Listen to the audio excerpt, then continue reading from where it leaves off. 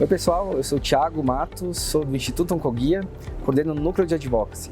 E estou aqui na ISPOR 2019 para falar um pouco sobre os desafios e as oportunidades de acesso a tratamentos para cânceres raros.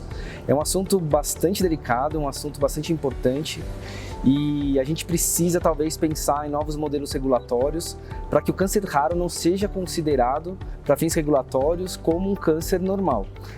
Há diferenças substanciais e a gente precisa tratá-los de forma diferente. Três grandes desafios para a gente garantir acesso a tratamentos para cânceres raros. O primeiro é o alto custo dos tratamentos. O segundo é a pouca evidência que a gente tem sobre a eficácia dessas tecnologias. E o terceiro desafio é o acesso a especialistas.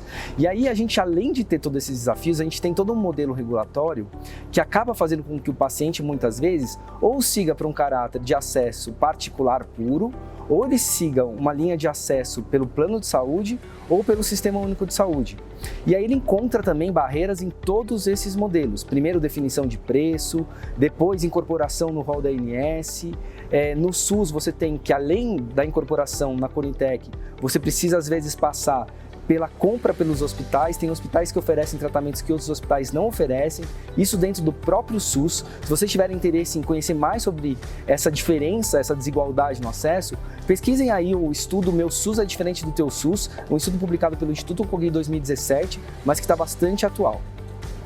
Além dos desafios, aliás, falando em desafios, a gente precisa pensar também nas oportunidades. Quando a gente fala nos desafios relacionados a esse ambiente regulatório, a gente fala da ANS, a gente fala da Conitec, do processo de incorporação de tecnologia, talvez esteja surgindo aí uma oportunidade com a tão falada aí criação de uma agência independente de incorporação de tecnologia. Essa agência, talvez um dos pontos principais dessa agência, é que todo o trabalho técnico de avaliação possa servir tanto para o SUS como para a saúde suplementar. Você evita aí, obviamente, muito retrabalho e você consegue ter uma posição fixa, uma posição do Brasil em relação às evidências científicas. E isso está acontecendo, os gestores, o Ministério Público já tem falado isso em vários eventos. A expectativa é que até o final do ano a gente tenha algum encaminhamento oficial sobre esse assunto. A criação de uma agência depende de um projeto de lei de autoria do Executivo. E aí talvez a gente tenha a grande oportunidade de manter aquilo que funciona e de aprimorar, ou reformular aquilo que não funciona. E alguns aspectos que podem ser reformulados. Primeiro, transparência nesse processo. Transparência nas reuniões, transparência no processo de tomada de decisão. A transparência faz com que a sociedade dê mais legitimidade e credibilidade a todo o processo de tomada de decisão.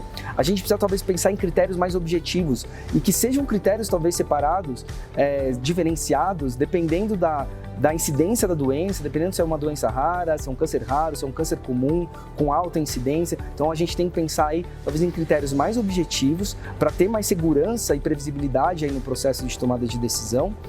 A gente também pode pensar em modelos de aprimorar a fixação de preços, talvez conseguir diminuir o preço dependendo da escala de compra.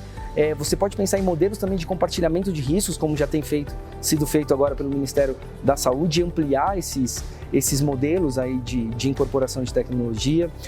Você tem aí também a oportunidade de ampliar a forma de participação social, e quando eu falo participação social, não é só do paciente, é muito, obviamente, do paciente, porque é o principal interessado, mas é de todos os players. A gente está falando de comunidade médica, a gente está falando dos próprios órgãos do governo, dos especialistas, da academia, enfim, cada um talvez tenha uma perspectiva que precise ser levado em consideração para que a gente possa ter um modelo regulatório adequado.